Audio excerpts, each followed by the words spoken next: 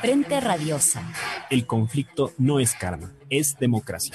Complicamos la discusión. Hablamos de política.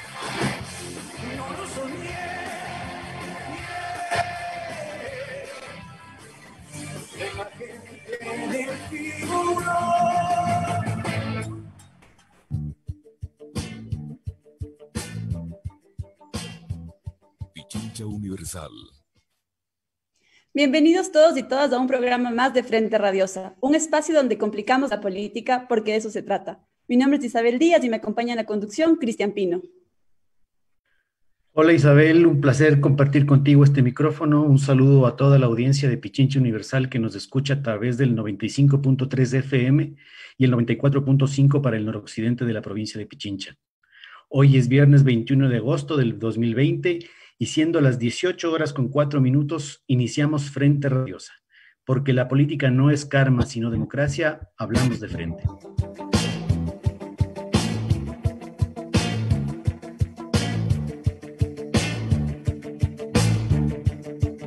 Pichincha Universal. Les recordamos que esta es una coproducción del Foro de los Comunes. Aquí sí hay texto y registro Aurora. Agradecemos también a Línea Dura, medio de comunicación digital que desde New Jersey retransmite Frente Radiosa para la comunidad migrante en Estados Unidos. Saludamos además a Patricio Pinos, quien nos acompaña en la coordinación técnica desde los estudios centrales, y a Gonzalo Criollo, productor general de este programa. El día de hoy, y ante los hechos que son de conocimiento público, queremos empezar nuestro programa señalando que la anulación del adversario político es la base de todas las violencias. Desde Frente Radiosa, repudiamos el intento de cierre de nuestra casa Pichincha Universal y la persecución judicial en contra de Paola Pavón, Virgilio Hernández y Cristian González. Así es, Cristian. Esta tarde, en todo caso, para reflexionar sobre las implicaciones del binomio presidencial anunciado por UNES y sobre la configuración de las listas de esta plataforma para la Asamblea Nacional, contamos con la presencia de Agustín Burbano, sociólogo y analista político, y de Erika Silva, también socióloga y profesora universitaria, a quienes damos la bienvenida. Papeleta 2021. ¿Se amplía la revolución ciudadana? Después de 3 años de habitar casi en solitario la oposición al régimen, de vivir demandas, juicios, encarcelamientos, exilios y proscripción, la revolución ciudadana sigue en carrera. Esta semana la Unión por la Esperanza anunció su binomio presidencial y las listas para la Asamblea Nacional. Tomando a muchos por sorpresa, la organización parece apostar por la renovación desde adentro. La designación de Andrés Arauz como candidato a la presidencia de la República así lo sugiere. Si bien aún resta por develar quién acompañará a Arauz como binomio, el gesto de inscripción de Rafael Correa lo reivindica como el líder natural de esta organización. ¿Pero qué significa la designación de Andrés Arauz como candidato a la presidencia? Estamos frente a un cuadro formado al calor de la RC que a priori no presenta resistencias y que además parece reconectar con las energías utópicas de este proyecto. Se trata de un actor que no solo ha sostenido una crítica frontal contra el festín de las élites financieras en torno al ajuste y la pandemia, sino que ha tenido la capacidad de evidenciar que otros caminos, distintos al abismo neoliberal, son posibles. De tal forma, su candidatura presenta una alternativa concreta a la grave crisis económica y social que atraviesa el país. Pero ¿será esto suficiente para tender puentes, construir acuerdos electorales y políticos e imponerse en las urnas? ¿Cómo y por dónde puede crecer este binomio para seducir al voto blando, que reniega del actual régimen, pero que todavía no ha definido su opción electoral? ¿Qué tanto margen de maniobra se tiene con de líder histórico de este proyecto político? Por su parte, desde su anuncio, las listas de la Asamblea Nacional han estado sujetas a igual o aún mayor escrutinio que el binomio. ¿Están estas listas a la altura de la esperanza y el revuelo de nuevas energías disparado por la frescura del perfecto desconocido? ¿Representan estas listas efectivamente la ampliación del proyecto de la Revolución Ciudadana con otros actores del campo popular? ¿Qué primó en su definición? ¿La lealtad, la cuota política, la designación desde arriba, la necesidad de armonizar los membretes? ¿O primó el deseo de ampliar o la voluntad de las propias bases? ¿Hay diferencias entre la lista nacional y las listas provinciales en sus lógicas de composición? En definitiva, la gran cuestión es si las candidaturas propuestas por la RC denotan y posibilitan una amplia representación popular, un discurso y proyecto que al de la década ganada y además permita las articulaciones necesarias para resistir la embestida, no solo de los contrincantes, sino de grupos de poder que empiezan ya a temer su entrada a la segunda vuelta. De esto y más charlamos hoy en Frente Radiosa. Bienvenidos.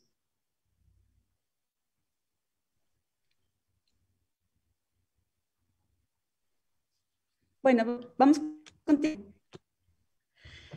Bueno, reiteramos la bienvenida a Erika Silva y Agustín Burbano de Lara. Y como planteábamos al inicio, la asignación de Andrés Arauz como candidato a la presidencia, más allá de la sorpresa, ¿no es cierto?, parece denotar un signo de renovación. ¿Cómo leen ustedes esta designación? ¿A qué le está apostando la Revolución Ciudadana, Erika? ¿Qué opinas?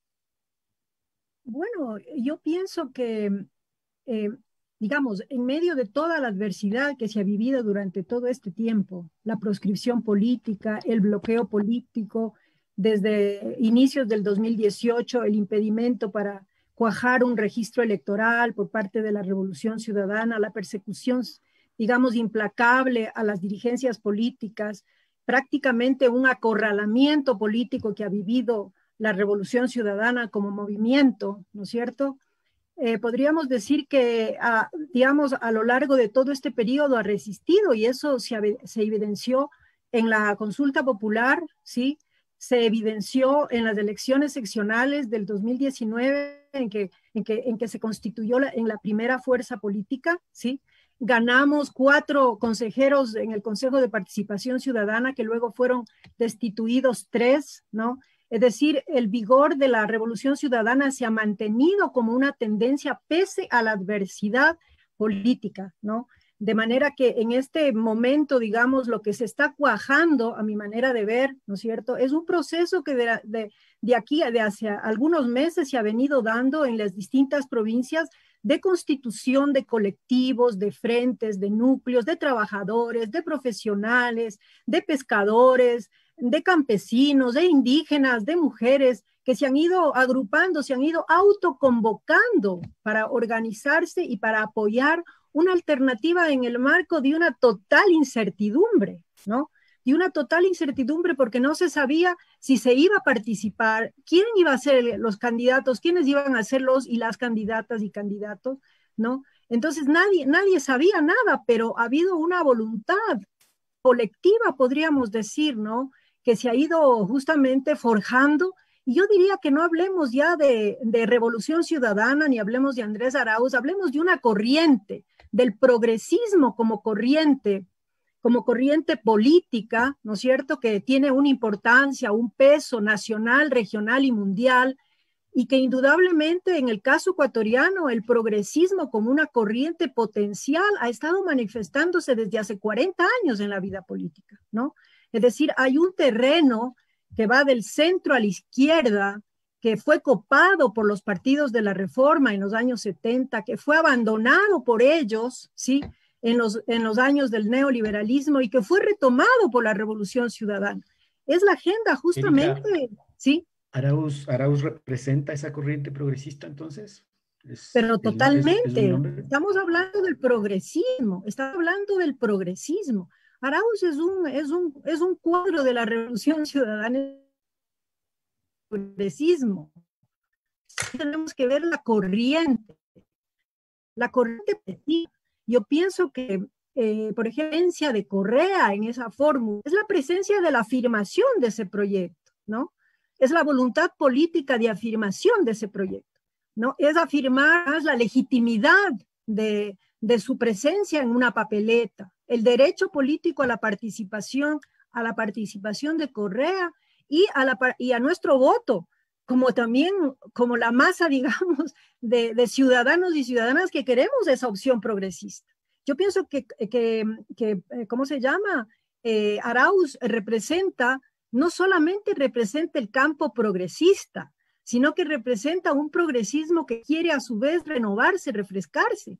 Fue interesante lo que dijo Andrés Arauz en la entrevista que tuvo con Orlando Pérez, ¿no? Cuando Orlando Pérez le planteó el tema de la traición, ¿qué dijo Andrés Arauz? Andrés Arauz dijo, no miremos ya al pasado, miremos al futuro, ¿sí? Y por otro lado, ¿qué planteó, no? Este gobierno en el lanzamiento de la candidatura en UNES dice que vamos a hacer un gobierno ecologista, vamos a hacer un gobierno feminista, ¿sí? Y obviamente le faltó decir, vamos a hacer un gobierno intercultural, que también debería decirlo, si como parte de la agenda, de esta agenda renovada, que tiene que ser una agenda en la que evidentemente los derechos ganen en reconocimiento, las identidades ganen en reconocimiento. Y pienso que Andrés garantiza eso. Andrés es un perfil que nos muestra eso. Entonces, indudablemente, en medio de todas esas dificultades, fíjate tú, se está, digamos, que ha consolidado un núcleo político, una base política de la Revolución Ciudadana, alianza con Compromiso Social, alianza con Centro Democrático, que es un campo que va del centro izquierda a la izquierda, ¿sí? Justamente el campo ese que habíamos hablado, que efectivamente ha sido un campo que la Revolución Ciudadana lo copó. Y también estos núcleos, estos desprendimientos de partidos, de fuerzas políticas que están concurriendo ahora, ¿sí? Y colectivos que se están organizando. Entonces yo pienso que es, digamos, que tiene una gran potencialidad de ampliación, ¿no? No estamos en el 2006, no estamos en el 2007, estamos en el 2020, ¿sí? Pero el 2020 hemos pasado por una experiencia terrible en estos 3 años, que nos ha llevado a una situación peor que la de 1999. Entonces el Ecuador ha vivido en 3 años y el pueblo ha vivido en 3 años y está viviendo una situación dramática que nos muestra pues los niveles, los límites a los que puede llegar el neoliberalismo y en definitiva un neoliberalismo que no nos garantiza derechos, ¿no? Entonces, y nosotros ofrecemos eso, el progresismo ofrece eso, ¿no? Erika, muchas gracias. Agustín, ¿tú estás de acuerdo con Erika? ¿Te parece que UNES representa esa corriente progresista a la que ella hace alusión? Por un lado, eso te quería preguntar por un lado, y por otro también consultarte tu opinión sobre lo que representa el binomio presidencial anunciado por UNES. Nosotros aquí en Frente Radiosa, hace algunos meses, nos planteábamos ya la pregunta de si la Revolución Ciudadana abriría frentes o cerraría filas. A tu criterio, ¿qué significa la candidatura de Andrés Arauz y qué gestos envían a través de ella a otros sectores políticos? Bienvenido. Muchísimas gracias, Isabel, Cristian, Gonzalo, Erika y a todos quienes hacen Frente Radiosa y Pichincha Comunicaciones. Muy brevemente me quiero solidarizar con Radio Pichincha una vez más. Qué feo que se haga costumbre, pero que una vez más uno tenga que solidarizarse y que una corte provincial considere que no hay vulneración de derechos. Entonces, un poco lo que le está sucediendo a Pichincha Universal es un poco el contexto en el cual se configura este binomio, y en ese sentido quiero compartir el punto de partida de la reflexión de Erika. De entrada, ya con todo lo que ha sucedido hasta el día de hoy, uno ya puede decir desde la ciencia política, desde la sociología, desde las ciencias sociales, que no hay en Ecuador una competencia electoral en igualdad de condiciones. No estamos viviendo una competencia electoral democrática en igualdad de condiciones, y eso tiene que quedar ya asentado. Y si uno compara las estrategias electorales que le ha tocado recurrir o que le ha tocado emplear a la Revolución Ciudadana en este momento con las estrategias electorales y con la inteligencia electoral que Alianza País, la Revolución Ciudadana, cuando estaba representada en Alianza País, tenía antes, uno ya ve que hay una clara vulneración de las condiciones de participación en igualdad hacia la Revolución Ciudadana. La proscripción de fuerza y compromiso social, el levantamiento de la suspensión que todavía tiene un margen temporal, porque todavía en un margen de tiempo el CNE puede terminar decidiendo la descalificación de la organización política, el tener que recurrir a último momento un armado de listas en un partido, una organización política en la que inicialmente no se tenía pensado concurrir o por la cual no se tenía pensado participar como una primera opción, ya es una seria vulneración. Entonces, en ese sentido, la candidatura de Andrés Arauz, el binomio encabezado por Andrés Arauz, expresa que se hizo lo que se pudo, lo mejor que se pudo hacer en las condiciones existentes. O sea, y en ese sentido, inclusive, llega a ser un gran acierto la presencia y la figura de Andrés, no solo como es lo mejor que podemos hacer internamente, sino porque en el conjunto de la papeleta, en el conjunto de los nombres que están posicionados en las candidaturas como precandidaturas a las elecciones, funciona muy bien y significa mucho. Entonces, en ese sentido, quiero hacer una valoración muy positiva. Personalmente lo he conocido poco a Andrés, pero lo poco que conozco tiene condiciones intelectuales y una experiencia, sobre todo en políticas públicas, y es una usina de ideas fabulosa, es un tipo muy creativo y no quedan dudas de su talento individual ni de sus capacidades individuales. Creo que los desafíos vienen por el contexto adverso, extremadamente hostil y beligerante adverso, externo a la Revolución Ciudadana, pero también viene por ciertas tensiones internas, por ciertas inercias internas que se vienen arrastrando y que son desafíos que en este momento Andrés tiene que responder. Y aquí sí voy a responder un poco más cercano a la pregunta. ¿En qué medida Andrés puede ser una renovación? Yo creo que Andrés sí tiene que lidiar, más allá de este contexto externo complejo, también con tensiones de inercias internas que no se pueden virar y que no se pueden reconducir de la noche a la mañana. Yo también celebro de la misma forma que Erika, que Andrés haya dicho que él quiere proponer un gobierno y quiere proponer políticas feministas y políticas ecologistas. El problema es que tal como están armadas las listas y tal como ha sucedido la historia reciente de la Revolución Ciudadana con algunas de las organizaciones políticas que sí tienen agendas de justicia de género o que sí tienen agendas ecologistas, esa declaración no resulta verosímil. Entonces, claro, desde la política yo quiero creer que Andrés es auténticamente genuino y sé que es genuino cuando está planteando eso, pero lamentablemente más allá de la palabra de Andrés y del discurso de Andrés, que no es la palabra o el discurso de cualquiera, porque es la persona que está encabezando el proyecto político en este momento, no existe en el armado de listas a nivel provincial referencias o nombres de personas que estarían en puestos de Asamblea Nacional o puestos de asambleas provinciales que harían ver que hay un correlato entre ese discurso de Andrés de que queremos un proyecto más feminista, un proyecto ecologista, un proyecto plurinacional y que eso se trasladado a la lista de asambleístas. Eso es quizás lo que es también la muestra de todo por construir. Cuando yo hablaba de las inercias, hablaba de dos temas. Bueno, el primero es que la revolución ciudadana viene probablemente desde antes del 7 veces sí, pero particularmente desde el 7 veces sí, con un discurso, una comunicación política en la cual se está privilegiando la relación directa entre el líder y la ciudadanía, y en la cual también se espera que toda la obra y todo el legado de los 10 años anteriores hablen por sí mismos y se realicen en la experiencia del electorado. El problema es que hay todo un grupo de personas que pueden reconocer la obra de la Revolución Ciudadana, pueden reconocer las cosas buenas de la Revolución Ciudadana, pero también pueden tener una perspectiva crítica sobre otros legados de la Revolución Ciudadana, y esa comunicación directa, líder-ciudadanía, y realización en la experiencia cotidiana de las obras no es suficiente. Y la Revolución Ciudadana, para llegar a ese electorado, tenía que hablar con otras intermediaciones políticas y escuchar a otras intermediaciones políticas.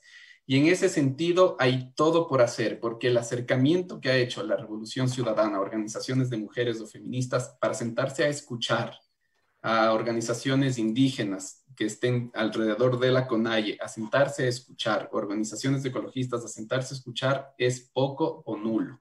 Entonces, en ese sentido, yo celebro y quiero ilusionarme al discurso y a la propuesta de Andrés, pero sí creo que hay que hacer gestos para que eso se vuelva verosímil.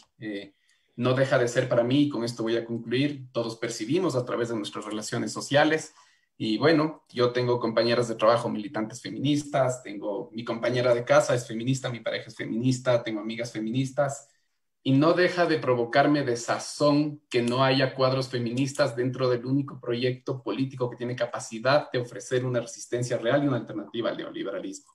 Entonces sí tenemos ahí una cuenta pendiente en nosotros y nosotras, digo, como quienes estamos en el campo nacional, plurinacional, democrático y popular, porque lo que puede terminar ocurriendo, porque sí veo inteligencia en la derecha en este tema, es que lleguen cuadros a la asamblea, sí, feministas, sí, que puedan representar agendas de justicia de género parcialmente, pero que van a terminar dando gobernabilidad a estrategias o discursos neoliberales desde la Asamblea Legislativa. Entonces, sí quiero cerrar esta primera intervención haciendo un fuerte llamado, que si es que los machos progres no damos espacio a las feministas dentro de nuestras listas, no pongamos cara de sorpresa luego cuando el feminismo termine siendo dominado por agendas neoliberales.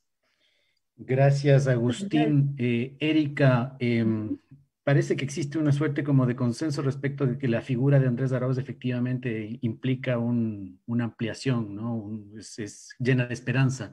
Sin embargo, la misma composición del binomio y la forma como se armaron las listas dejan estas dudas que plantea Agustín, ¿no es cierto?, respecto del discurso. ¿Cuál es la lógica? ¿Cómo se entiende la composición del binomio? ¿Cómo se entiende la composición de las listas? ¿Cuál es la lógica que podríamos observar detrás de esta articulación, tomando en cuenta estos antecedentes o estos criterios que nos plantea acertadamente Agustín? Bueno, yo primeramente es verdad, quiero solidarizarme también con Pichincha Universal, no sé por qué se me escapó esto al inicio de mi exposición, ¿no? Estaba pensando justamente no solamente en expresar mi solidaridad con Pichincha Universal, a quien sigo muy atentamente todos los días, eh, y me parece un acoso pero terrible lo que está viviendo Pichincha Universal, y igualmente con la prefectura y con la prefecta y los compañeros que están siendo en este momento perseguidos, ¿no?, por el gobierno. Con relación a la pregunta que haces, bueno, yo sí quisiera decir que es verdad que nosotros podemos pedirle a la realidad más allá de lo que la realidad puede dar, ¿no? O sea, realmente quisiéramos que en estas condiciones, como decía Agustín, y que yo les he planteado, pues de la condición del acorralamiento, del acoso, de la proscripción, de la persecución, en la que en definitiva lo que te quieren es anular políticamente en esas condiciones, ¿no? En las condiciones en que no te han permitido un registro electoral, en las condiciones en las que la propaganda de la derecha y la publicidad de la derecha y los errores también cometidos en el gobierno de Correa, porque no vamos a negar eso, ¿sí? Indudablemente, han hecho pues que se acentúe el rechazo de algunos sectores, organizaciones feministas y indígenas, ¿no?, que son abiertamente yo no diría anticorreístas, sino antiprogresistas, definitivamente, ¿sí? Están en un pacto con el gobierno, en un pacto antiprogresista, ¿no? Entonces, indudablemente digamos, esa es la realidad, digamos, ¿no? Ahora, indudablemente no puedes tú en estas condiciones completar el ideal de tener todas estas representaciones, porque a la final, ¿qué es lo que ha tenido que hacer el movimiento Revolución Ciudadana proscrito, ¿no? Una alianza política con un partido como Centro Democrático y con Fuerza Compromiso Social. Como explicó Correa el día de ayer en un video, no sé si lo vieron, ¿sí? Se han establecido 286 candidaturas en las condiciones más adversas, ¿sí? Teniendo que digamos, ¿cómo se llama? Ceder espacios a estas organizaciones políticas, ¿sí? No se está en una condición de ventaja política como para realmente, digamos, desarrollar o poner las mejores candidaturas. Esa es una realidad. Y hay mucho malestar interno, ¿no? Uno puede ver en las redes a las que está vinculada, yo estoy vinculada a algunas redes, ¿no?, de la Revolución Ciudadana, y hay malestar, pero obviamente esta es una realidad condicionada justamente por estos límites que está poniendo esta circunstancia política, ¿no? Entonces el punto es un gran desafío para Andrés Arauz y para el binomio, digamos, ¿no? Justamente el ir en el proceso electoral ganando esa confianza, ¿no? Esa confianza del electorado. Yo he escuchado a personas, a mujeres, a feministas justamente decir que esperan que Andrés, ¿sí?, que Andrés reafirme, consolide la agenda de derechos y afirme el reconocimiento también, no solamente el reconocimiento de los derechos, sino también una agenda del reconocimiento de las diversas identidades. Yo pienso que eso consolida y profundiza una agenda más democrática, ¿no? Y yo pienso que le da un empujón también para adelante a la Revolución Ciudadana como proyecto progresista. Yo digo del progresismo, ¿no? Del progresismo ecuatoriano. Entonces, en ese sentido, bueno, estos son los límites que la realidad te pone, ¿no? Esto quisiéramos que quisiéramos entender, ¿no? No le podemos pedir más allá. Ahora, indudablemente esto implica un gran desafío, ¿no? Un gran desafío para los principales candidatos y para las fuerzas más progresistas dentro de ese progresismo diverso. Porque el progresismo no es, pues, una corriente, digamos, homogénea, ¿no? El progresismo abarca desde la burguesía hasta sectores más radicales, obreros, campesinos, etcétera, ¿no? Es una corriente de centro a la izquierda, ¿no?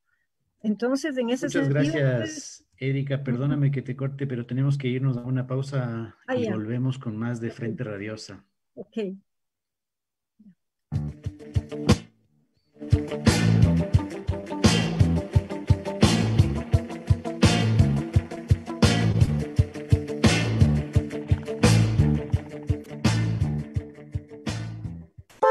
Inicio del espacio publicitario. ¿Miedo a virus y bacterias?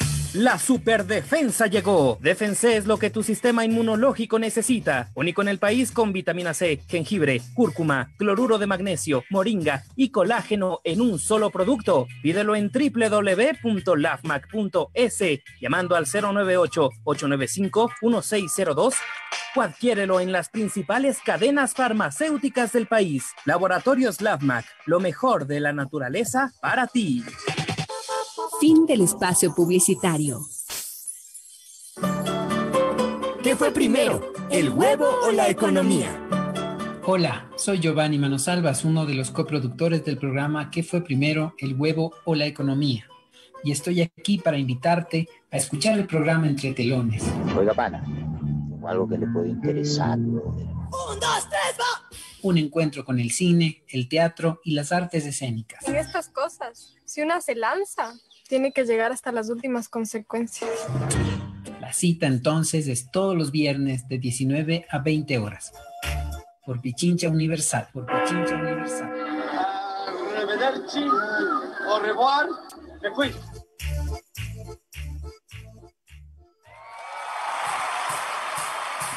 Porque la música también revoluciona. Te toca y detona emociones y sensaciones.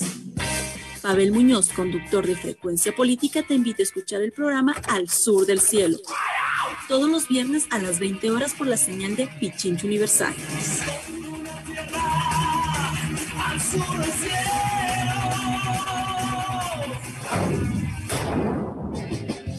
No lo soñé.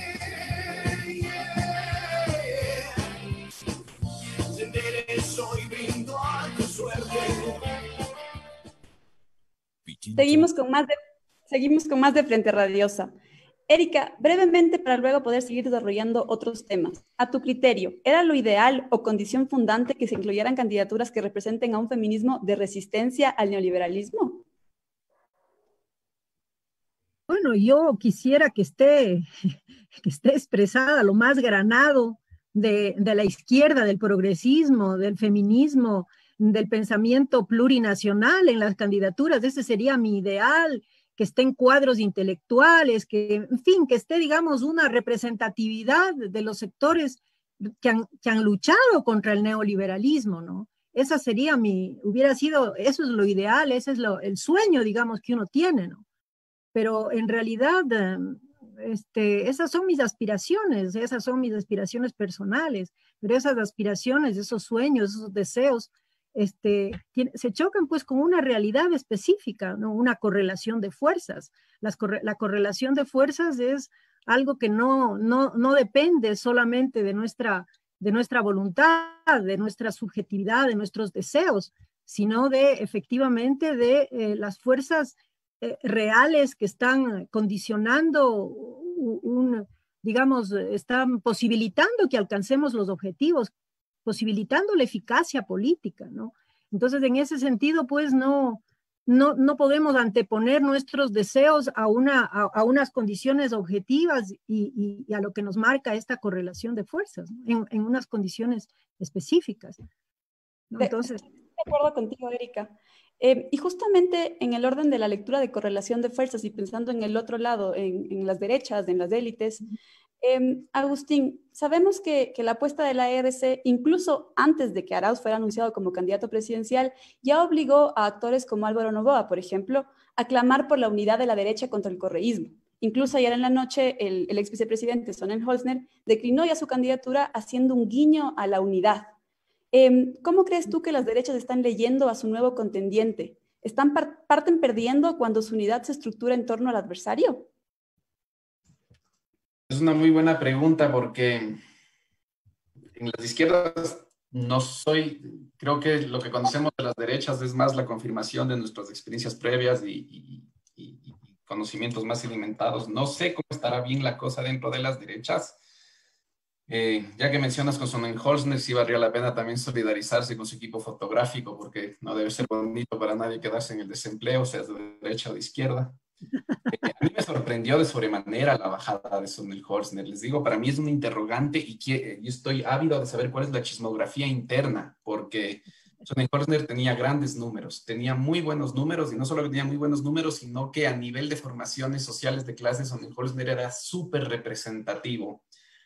Solo revisemos esto. Sonnenholzner llega al gobierno Lenín Moreno por la ventana, ocupa la vicepresidencia de la República, y ni bien llega a la vicepresidencia de la República, él, como representante de la Asociación Ecuatoriana de Radiodifusión, encolumna a los medios de comunicación detrás y hace que los medios de comunicación tengan participación activa en el Ejecutivo. Gracias a Sonnenholzner tuvieron Secretaría de Comunicación, Vicepresidencia de la República, Ministerio de Transporte y Obras Públicas, y tuvieron nada más y nada menos que el aparato de inteligencia, la conducción del aparato de inteligencia. Entonces, el arribo de Sonnenholzner al gobierno fue poderosísimo, y eso explica la magnitud de las broncas con María Paula Romo, con Juan Sebastián Roldán, con el sector cultural Los 25 y con otros actores que también se metieron por la ventana dentro del gobierno. Ahora, ¿por qué se baja Sonnenholzner? No sé. Porque si miramos que es uno de los primeros, para mí es el primer representante político orgánico de los medios de comunicación, que era el sueño que estaban esperando los medios de comunicación hace mucho tiempo.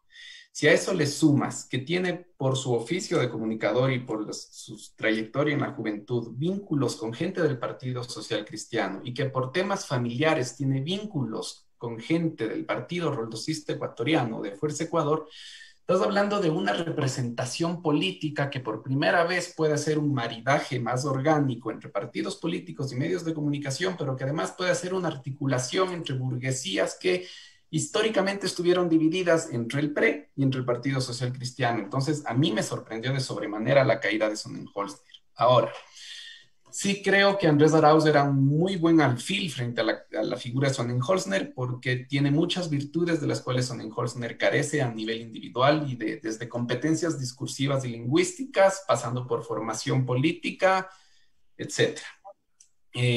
Sí creo que empezó a gobernar cierto pragmatismo en la derecha, en empezar a consolidar y reducir la fragmentación. Yo estoy contento de que Sonnenholzner se haya bajado. Creo que se están metiendo un tiro al pie. Por suerte, yo le tenía bastante temor al ascenso de Sonnenholzner y me alegro que se haya bajado. Y bueno, ahora hay que ver si que vamos a tener al Álvaro original y a Guillermo Lasso con el dos Álvaros. No sé, hay que ver cómo se va a quedar. Pero creo que en todo caso la caída de Sonnenholzner no deja de ser una buena noticia. Gracias, Agustín. Las derechas están dando señales de unidad, aunque aparentemente, según lo que tú nos manifiestas, Agustín, la salida de Sonnenholzner es un golpe duro para ellos, ¿no? ¿Qué pasa, Erika, en el campo popular, en el campo progresista, ¿no? Pachacutic y la CONAIE tienen una relación aparentemente tensa. A pesar de esa relación tensa, Issa y Vargas han anunciado un apoyo a la candidatura presidencial de su brazo político. Pero ¿qué va a suceder en ese sector ante una segunda vuelta en la que ellos no van no participarían. ¿Hay perspectivas en ese contexto de segunda vuelta de una ampliación hacia ese espectro del campo popular? Yo quisiera referirme un poquito a lo que señalaba Agustín sobre claro, por supuesto. la caída la bajada de Sonnenholzner, ¿no?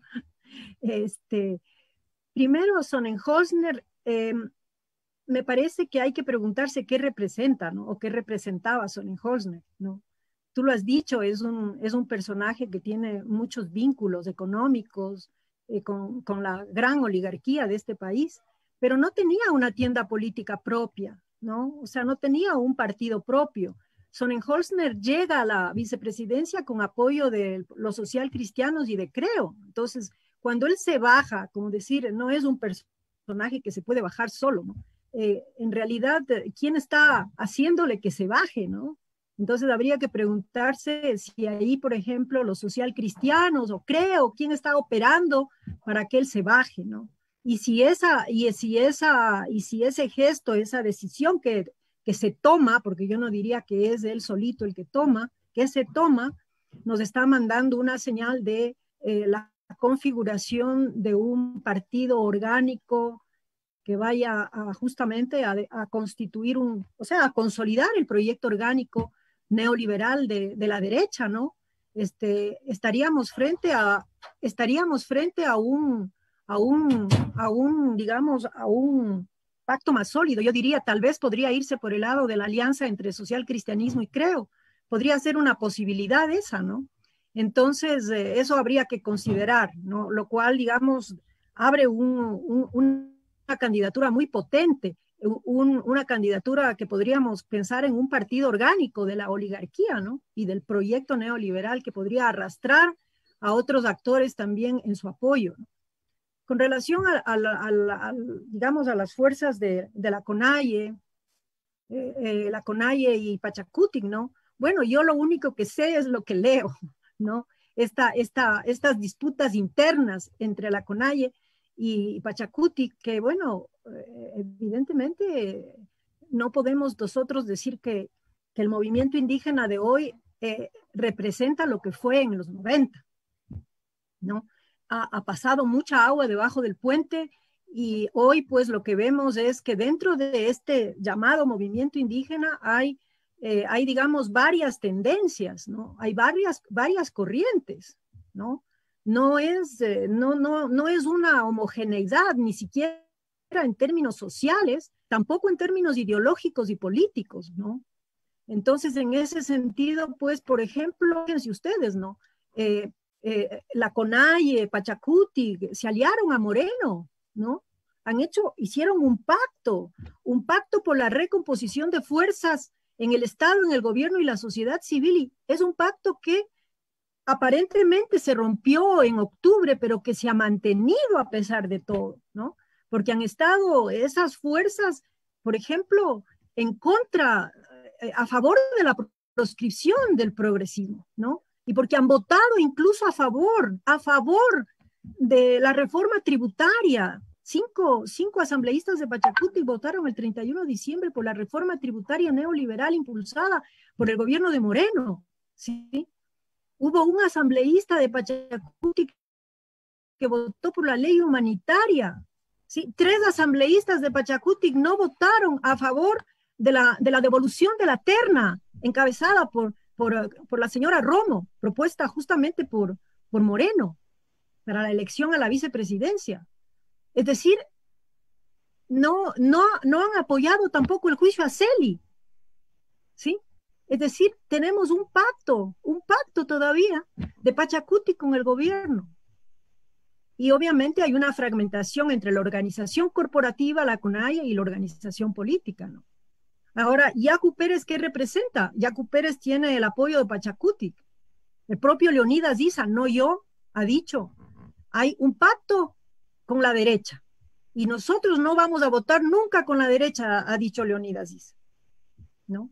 Para una segunda vuelta, entonces, quizás, ¿no es cierto? Bueno, podemos decir que el progresismo tiene el apoyo de sectores indígenas, de dirigencias indígenas también, que no son de la CONAIE, o gente inclusive que ha estado ligada a la CONAIE. Ricardo Ulcuango, por ejemplo, el segundo candidato a la asamblea, Ricardo Ulcuango, es un líder de trayectoria de la CONAIE, ¿no? Él es un cuadro que fue embajador de Correa en Bolivia, ¿sí? Pero es un cuadro histórico de la CONAIE y del movimiento indígena y de la resistencia indígena. Entonces ahí tenemos, por ese lado, tenemos una representación muy potente, ¿sí? En Ricardo Ulcuango, que no está hoy a favor y con las posiciones, digamos, de la CONAIE en contra del progresismo, sino que está más bien en la línea del progresismo, ¿no? Entonces yo pienso que ahí, digamos, ahí, digamos, hay una posibilidad de que el voto en la segunda vuelta del sector indígena, digamos, se divida, ¿no? Se divida, porque yo no creo que, por ejemplo, Leonidas Issa y el movimiento indígena del Cotopaxi vote a favor del proyecto neoliberal, ¿no? Sería ponerse, digamos, suicidarse, ¿no? Pienso eso.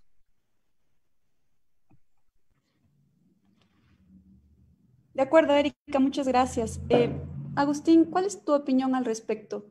Tú al inicio decías que Arauz tiene este tremendo potencial y que es una figura que en sí misma tiene la capacidad de tender puentes, pero que justamente por las inercias de ciertos espacios al interior mismo de la RC, pero también por lo azaroso de la no democracia en la que nos movemos, es complejo justamente es compleja esta necesidad de ampliar. Tú, desde el otro lado, ¿ves que hay apertura, sabiendo de las tensiones que hay entre PK y movimiento indígena? ¿Crees tú que en una segunda vuelta o incluso antes puedan tenderse puentes entre ambas fuerzas?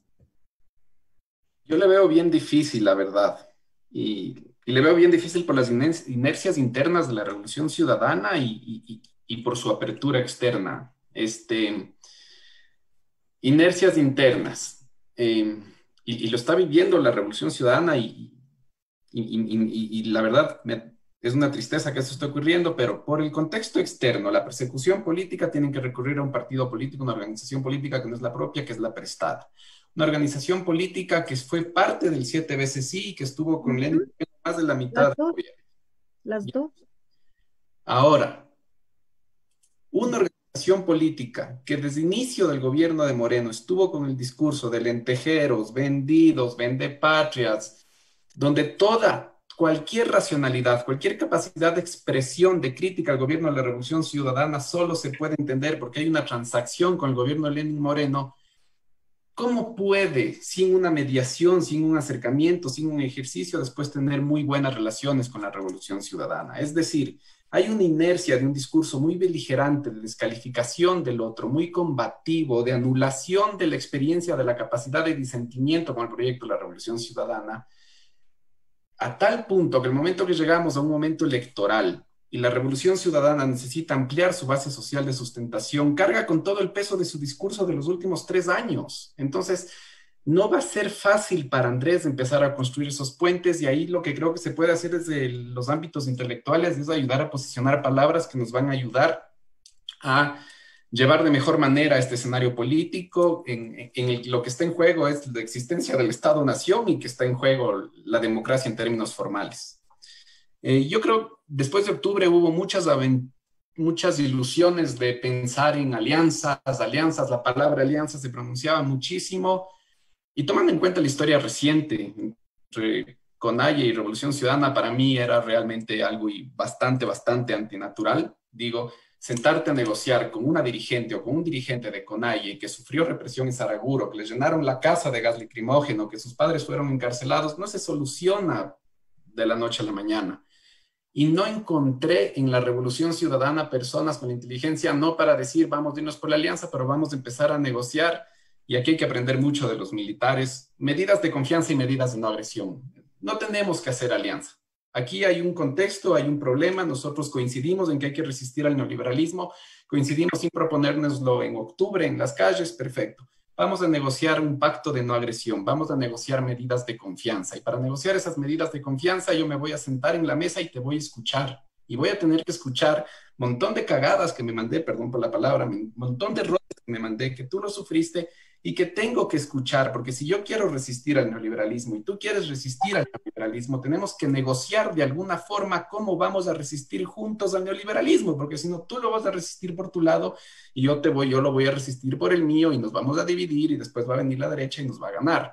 Entonces ahí sí veo que hay un poco una falta de esa sensibilidad y de matices, y en ese sentido creo que es contraproducente. Yo entiendo la productividad política de pensar cómo Lenín Moreno ha gobernado a través de las prebendas, pero no encuentro productividad política en decir a toda organización política o social, que de paso es más que claro que ninguno de quienes nos fuimos con Lenín Moreno al inicio del gobierno logramos avanzar 1 milímetro en las agendas progresistas que queríamos avanzar, eso es clarísimo, pero a todas esas organizaciones, si es que no te sientas a escucharles un poco y negociar esa resistencia al neoliberalismo, muy difícilmente se va a poder ampliar esa base social de sustentación. Entonces, en ese sentido, sí creo que si es que en una segunda vuelta, en algún momento, hay que hacer algo, hay que buscar algo con los sectores del movimiento indígena ecuatoriano que pusieron los muertos y pusieron el cuerpo en octubre y que están resistiendo el neoliberalismo,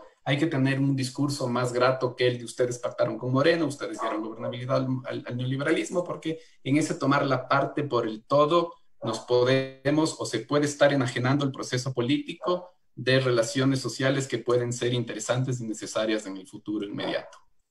Agustín, de acuerdo. Lo único que no me queda claro, o en lo que en todo caso no estaría de acuerdo, tú has hablado mucho de esta cerrazón de la revolución ciudadana justo por la intransigencia de ciertos tipos de lógicas políticas o discursos que se suelen implementar, siempre asociados a la traición y al periodo de Moreno. Y sin embargo, no mencionas o no queda del todo claro que finalmente la política, si se quiere, es un juego de arroz, es una dinámica. Entonces la cerrazón no solo viene de un lado, sino que también, en este caso, con el movimiento indígena, vemos que tampoco hay una disposición a reconocer errores o incluso a abrir canales de diálogo. O sea, no, creo que es señalar que no solo el un lado está cerrado, sino que también del otro lado hay intransigencias y además reconocer que no es un movimiento homogéneo, sino que hay mucha heterogeneidad, hay derechas, hay de todo en el movimiento indígena y eso también tiene que ser claro. Eso es lógico. Yo estoy de acuerdo, ¿no? O sea, en realidad,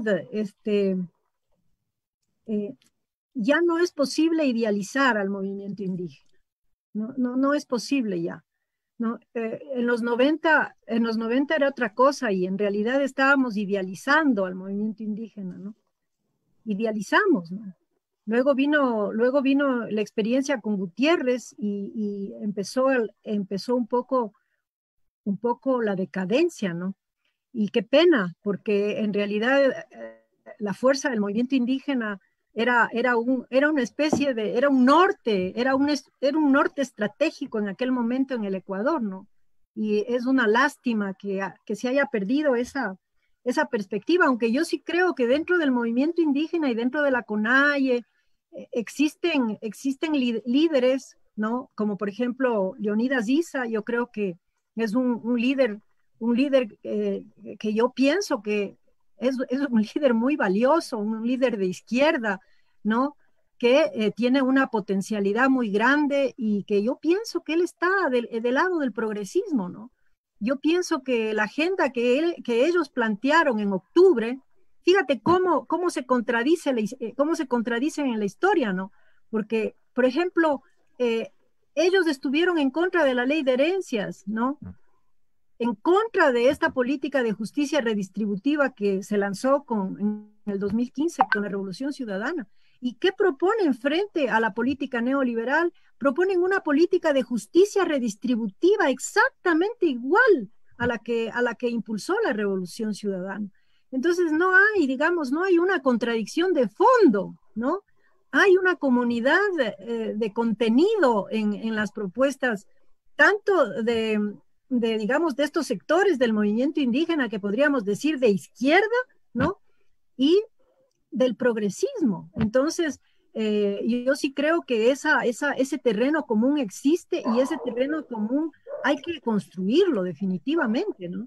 Porque yo sí creo que debemos realmente ampliar al progresismo esta perspectiva plurinacional, esta perspectiva intercultural, debe ser incorporada ya como un proyecto político y como un proyecto de Estado. Está pendiente eso como parte de la agenda, digamos, progresista, ¿no?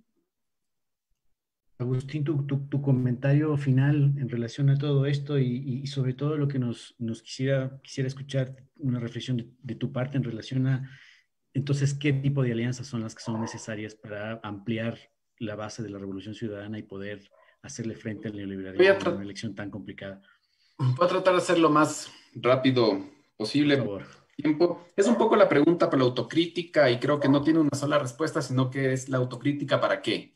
Si las organizaciones políticas nos tenemos que realizar un proceso de autocrítica, porque lo que está en juego en este momento, y para mí lo está, es el sistema democrático formal, entonces ahí sí hay mucha autocrítica que tienen que hacer las organizaciones políticas y sociales que desde la izquierda o desde el campo plurinacional democrático popular brindaron gobernabilidad a las reformas estructurales neoliberales. Ahí sí, eso hay que dejar claro. Ahora, esto es parte de una dimensión y un contexto de instituciones y de la doctrina hemisférica que van a exceder las capacidades nacionales, lamentablemente. Ahora, si la autocrítica es para ampliar la base de sustentación de la revolución ciudadana, entonces indudablemente la autocrítica la tiene que hacer la revolución ciudadana, porque la base social de sustentación es el resultado de las formas actuales de interpelación a la ciudadanía. Si quiere llegar a un campo más amplio de la ciudadanía, tiene que interpelarlas de otra forma y por otros mecanismos, y ahí sí hay que la autocrítica tiene que ser de la revolución ciudadana. ¿Y qué pienso yo ahorita respecto de las alianzas o por dónde se tiene que ir en este plano electoral? La inercia con el discurso de los años recientes, quizás el contrapunto que hemos tenido aquí con Erika lo demuestra, nos vamos hacia un escenario polarizador blanco-negro, que es una opción y es una alternativa. Yo, si quiero salir de ese discurso polarizador con el sector indígena, con el movimiento indígena, por ejemplo, no voy a decir que el movimiento indígena es en sí, en conjunto, totalmente anticorreísta de derecha, sino que tengo que reconocer que el proyecto desarrollista de la Revolución Ciudadana tiene brechas estructurales, límites estructurales que no compaginan con todos los sectores progresistas y de izquierda del movimiento indígena, y ahí hay que negociar. Entonces, ¿qué hago? Me siento y negocio. ¿Qué es lo que hay que hacer? Yo creo que ahorita hay que hacer medidas de confianza, pactos de no agresión. Creo que empezar a sentarse por ahí y empezar a escuchar al otro y reconocer al otro y dejar que haya una experiencia nueva de ¿es de verdad el movimiento indígena lo que nosotros estamos diciendo que es? ¿Son de verdad todos los feminismos lo que nosotros estamos diciendo que son? Yo creo que eso es lo que tiene que hacer Andrés Arauz en este momento. Como dijo Álvaro García Linera, hace muchos años en la Biblioteca Nacional de Buenos Aires, la grandeza de Evo era que se sentaba todos los días con 3 organizaciones políticas y sociales y tejía. Lo que va a tener que hacer Andrés me parece que es un poco eso. Gracias, Agustín. Erika, igualmente, con toda la variedad del caso, ¿cuáles son los grandes temas que ahora debe disputar la Revolución Ciudadana en este contexto que estamos planteando desde el campo popular y para el campo popular? ¿Cómo debe trazar la cancha para lograr esta amplitud? Yo pienso que nosotros tenemos un acumulado político muy grande, ¿sí? Pienso que en este periodo amargo de que hemos vivido, que es el periodo de restauración neoliberal, hemos sido la única fuerza en realidad que ha resistido, ¿sí? Que ha resistido de pie la adversidad y que no nos hemos dejado, digamos, derrotar. Yo pienso que ese acumulado es un acumulado político muy importante, un acumulado además en que hemos peleado el derecho a la participación, hemos reclamado la legitimidad, ¿sí? de la participación, la legitimidad de nuestros líderes, de nuestras lideresas, ¿sí? Pienso que hemos sido una fuerza además que ha resistido con argumentos el ataque neoliberal, ¿no? Andrés Arauz ha sido un pilar en esa lucha, ¿no? Yo he seguido con mucha atención el trabajo de Andrés Arauz en el Observatorio de la Dolarización, sus iniciativas, no solamente como analista, sino sus iniciativas políticas internacionales, los derechos especiales de giro por $3 billones que ha planteado a nivel internacional y que ha sido recogido incluso por la prensa internacional. Es decir, él ha dado una batalla en el terreno de las ideas, ¿sí? enfrentando el neoliberalismo, enfrentando la política de Martínez, del gobierno de Moreno, del Fondo Monetario Internacional, de la banca, de Lazo y de compañía, denunciando con nombres y apellidos quienes se han beneficiado de la remisión tributaria. Es decir, estamos hablando de una persona, de un individuo, un perfecto desconocido, que es muy conocido para quienes han escuchado sus argumentos y le han oído a él lo que les dice en la cara, ¿sí? Que sin embargo, ¿no es cierto?, ha dado una batalla en el terreno de las ideas y en el terreno de las iniciativas muy importante. Entonces, ese acumulado político nos da una enorme legitimidad y nos da una proyección como una fuerza realmente progresista antineoliberal, ¿no? Entonces, en ese sentido, yo pienso que ese es un mensaje muy potente que podemos dar, ¿no es cierto?, a la sociedad en el proceso de campaña y que con las iniciativas que se pueda tener, por ejemplo, leí el otro día pues que Andrés Arauz va a hacer una demanda de inconstitucionalidad a la ley orgánica de ordenamiento de las finanzas públicas, ¿no? Esta es una ley que destruye por completo el ordenamiento fiscal del Estado, cambia por completo las reglas fiscales. Entonces, esas iniciativas concretas que empatan con el interés de la ciudadanía, que está también haciendo demandas de inconstitucionalidad por todo lado, porque frente a este inmovilismo en que nos tienen sumidos por el asunto de la pandemia y el estado de excepción, también nos estamos agarrando y aferrando a la Constitución para defendernos, para garantizar nuestros derechos que están siendo vulnerados, ¿no? Entonces yo pienso que ese acumulado político es súper importante. Nosotros somos la fuerza que ha resistido, ¿sí? Esa es, digamos, nuestra potencia y esa es nuestra identidad. Y yo pienso que ese es un valor importantísimo que nosotros podemos reivindicar y que Andrés va a poder reivindicar en esta coyuntura electoral. Muchas gracias, Erika. Gracias, Agustín, al equipo de producción y al equipo editorial de esta semana que dan vida a este espacio. Gracias a todos. Porque la política es cambio y conflicto. Ustedes políticos. Gracias. Gracias y hasta luego. Chao, gracias. Chao, gracias. Chao, Cristian. Chao, Isabel. Isabel, Cristian, Erika. Un gusto la compañía. Hincha Universal.